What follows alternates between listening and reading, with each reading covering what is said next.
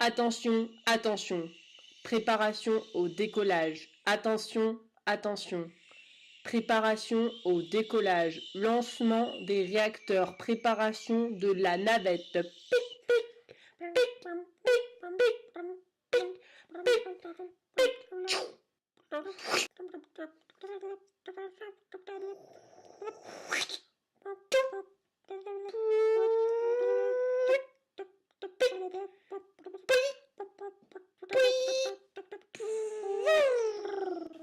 Dans les profondeurs de l'espace, une équipe de scientifiques courageux fut nommée pour aller visiter la Terre.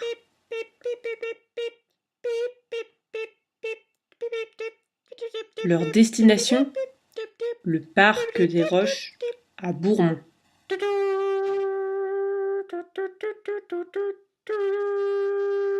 Le voyage fut long et laborieux, et c'est en pleine nuit qu'ils firent leur atterrissage.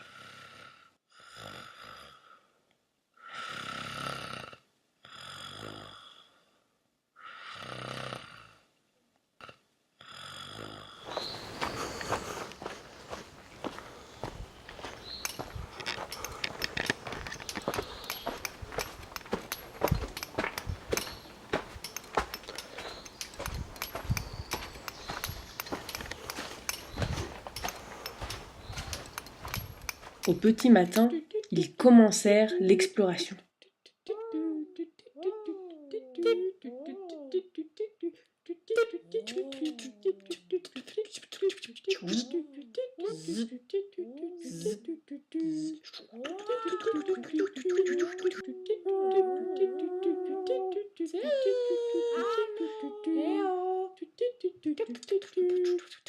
Tout d'un coup, dans les profondeurs du parc, ils rencontrèrent le maître des pierres.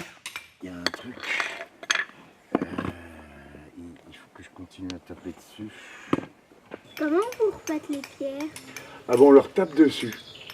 On leur tape dessus, je ne sais pas si tu as entendu tout à l'heure quand vous êtes arrivé, j'étais en train de taper, ça fait toc, toc, toc, et ben on passe à peu de choses près toute la journée à faire toc, toc, toc avec des outils. Donc on a une massette, une pointerole et un autre outil, puis ça suffit. Les cailloux avant, c'est comme si tu allais la chercher sur cette montagne qui est là. Donc tu vois, la montagne qui est derrière, enfin le gros caillou qui est derrière toi, ça c'est ce qu'on appelle la roche mère. Après il y a eu des gens qui ont pris leur pioche, tu vois ce que c'est qu'une pioche? Ils ont pris leur pioche, et puis après ils ont tapé pour détacher des gros cailloux qui n'ont pas forcément de forme.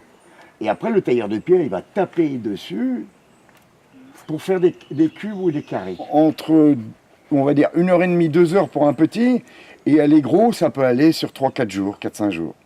3-4 jours. Tu vois, ça va dépendre, parce que là, on doit en tailler les très très gros.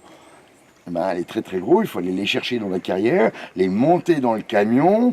Qu'est-ce qu'il faut faire après? Les redescendre, les ramener jusque-là, parce qu'on ne peut pas emmener de véhicule jusque-là.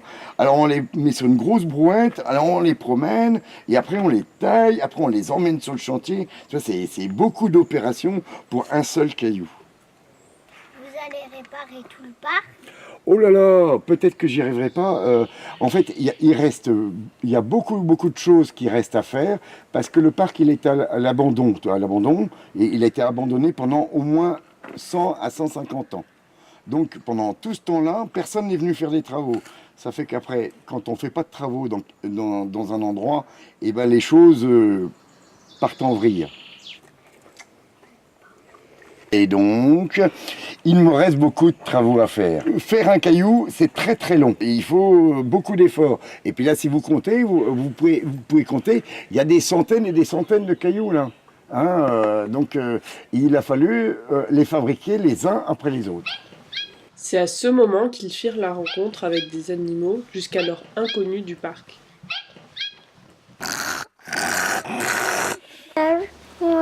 J'ai trouvé des salamandres. Et là, par exemple, en ce moment, il y a énormément de papillons.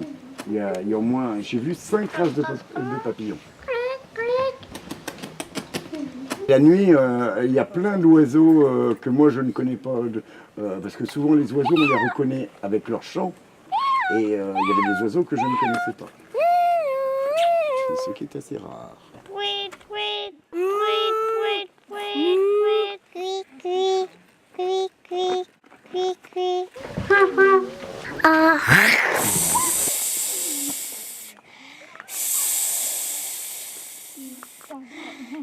Ah, ah, ah, ah.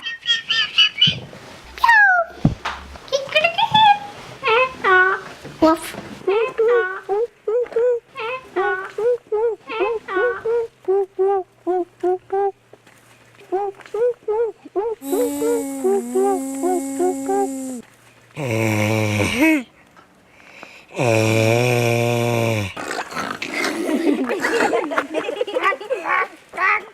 Du coup, les aventuriers découvrent que cet endroit était à l'origine une carrière de pierre. En 1759, Sébastien Thévenin y crée une école de taille de pierre. Les apprentis montent des voûtes, des ponts, des niches. À partir de 1817 et pendant 30 ans, Joseph-Hyacinthe Mutel achète des terrains pour constituer le parc avec une vision de paysagiste. Dans cet espace vierge de végétation, il fait planter des arbres.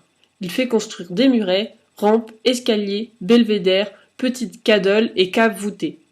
Le parc devient un parc pittoresque. Mais à partir de 1859, le parc n'a plus été entretenu. La végétation a poussé, les murs se sont abîmés. Heureusement, la mairie de Bourmont a racheté le parc des Roches en 1991 et l'a ouvert au public. Maintenant, il est classé comme jardin remarquable. Attention, attention, décollage imminent. Attention, les explorateurs vont décoller dans quelques instants. Attention, préparez-vous, préparez-vous.